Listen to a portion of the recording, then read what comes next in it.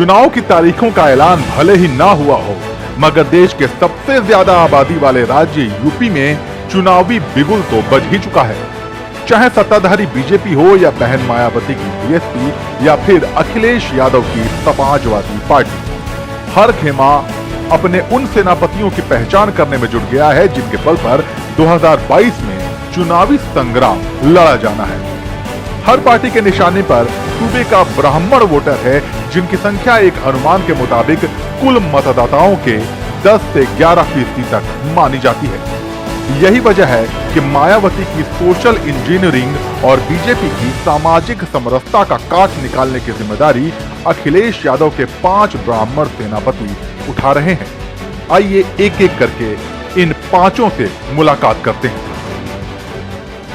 जिन लोगों से मेरी मुलाकात हुई वो सभी समाजवादी पार्टी के आज के नहीं बहुत पुराने नेता हैं। समाजवादी पार्टी ने हमेशा जोड़ने का काम किया है। समाज का जो भाईचारा है, समाज का जो प्रेम है, समाज का जो लगाव है एक दूसरे के प्रति, उस पे हमेशा समाजवादी पार्टी ने काम किया है। आने वाले समय में समाज का जो हमारा ताना बाना है या जो हमारी गंगा जमनी तहजीब रही है, उसके तहत सभी वर्गों को जोड़ करके आने वाले चुनाव में समाजवादी पार्टी जनता के बीच में।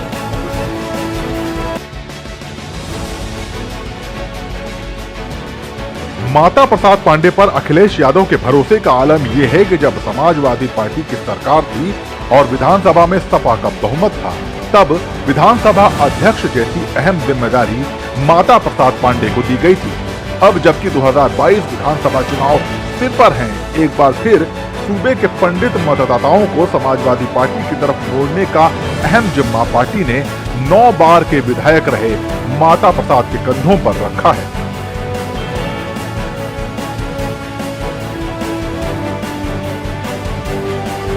मनोज पांडे की गिनती अखिलेश यादव के उन भरोसेमंद सिपह सलारों में की जाती है जिन्हें राजनीति के मैदान में उतारने के बाद सपा प्रमुख बेफिक्र हो जाते हैं, क्योंकि वो मानते हैं कि अकेले मनोज पांडे ही विरोधियों को चुनौती देने के लिए काफी हैं। मनोज पांडे वो हैं जिन्हें मोदी लहर के बाद भी 2017 के विधानसभा चुनावों में बीजेपी के धुरंधर मात नहीं दे पाए थे। मनोज रायबरेली के ऊंचाहार से सपा विधायक हैं। इस बार पार्टी उन्हें आगे करके योगी सरकार से नाराज चल रहे ब्राह्मणों को अपने पाले में लाने की उम्मीद लगाए बैठी है।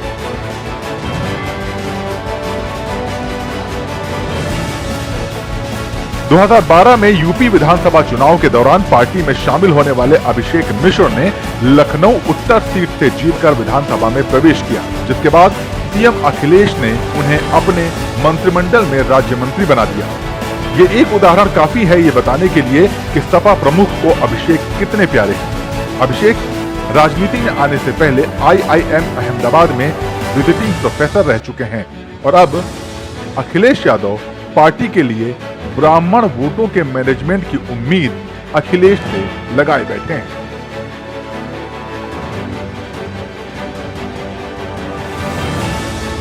सपा अध्यक्ष अखिलेश यादव के चौथे ब्राह्मण सेनापति सनातन पांडे हैं।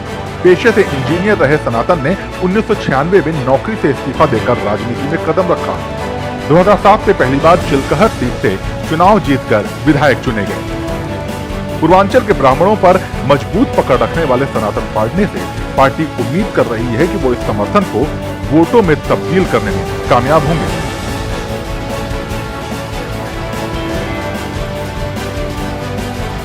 सपा प्रमुख के उन भरोसेमंद ब्राह्मण नेताओं में शामिल हैं जिनकी पंडित वोटों पर अच्छी पकड़ मानी जाती है।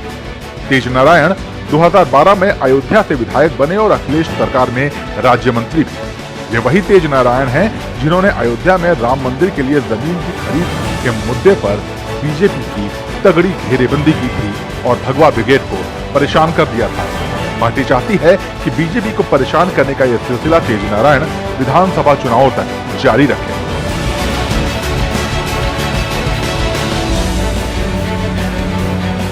अखिलेश यादव के इन 5 ब्राह्मण चेहरों पर आपकी क्या राय है, हमें कमेंट सेक्शन में जरूर बताइए और यूपी चुनाव की तैयारियों से जुड़ी हर खबर के लिए